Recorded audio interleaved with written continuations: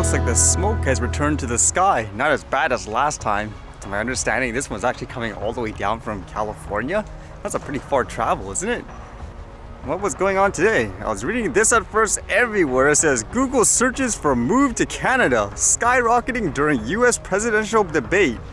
Was it that bad or something like that? I did watch some clips of it, and from what I gather, they were arguing back and forth. One person telling the other guy to shut up, the other one constantly interrupting. At first, actually, I was looking at it and saying, what's so crazy about this? Isn't that common? Isn't that why people tune out to political stuff usually? Because it's a bunch of people arguing with each other? Well, apparently I guess it was really over the top. I didn't see any surge in immigration or anything like that last time. I'm assuming it'll be the same thing now. This will be mostly emotional, I would assume. Although I have to say, just looking at the clips, they're a lot more blunt, I guess you could say, with the way they debate. Is that normal? And with the topic of things like smoke, that usually means more fire. So this one's kind of interesting. This one says, landmark waiver lets drones fly into fire. With much of the West burning, a first ever FAA waiver loosens regulations for drones. The waiver has allowed Verizon to deploy industrial drones to inspect their critical infrastructure during the US wildfires, ensuring first responders have reliable communications for disaster response. The drones are made by a company called Percepto, which are currently operating beyond line of sight for this emergency deployment. Although it isn't permanent, according to this, it says the FAA granted Skyward, a Verizon company, a temporary waiver that allows company pilots to fly the Percepto Squirrel drone from their homes to inspect critical communications infrastructure near the Big Hollow wildfire in Washington. The waiver permits operations 24 hours a day, with less than 3 miles of visibility and no pilot or observer on site. This is the first time a beyond visual line of sight waiver has been granted that allows pilots to control the drone from home. That's really interesting, actually. They're just sitting at home, and they say, hey, I need you to do this. They're like, okay, I'll just launch this up and fly it now. You can see from their materials too, how they manage everything, all the monitoring tools. Imagine being able to do this as a recreational person, or even just as a regular person, actually, to do things like grocery shopping, for example. Like, I need to pick something up. Okay, I'll fly this over, I'll bring it back here.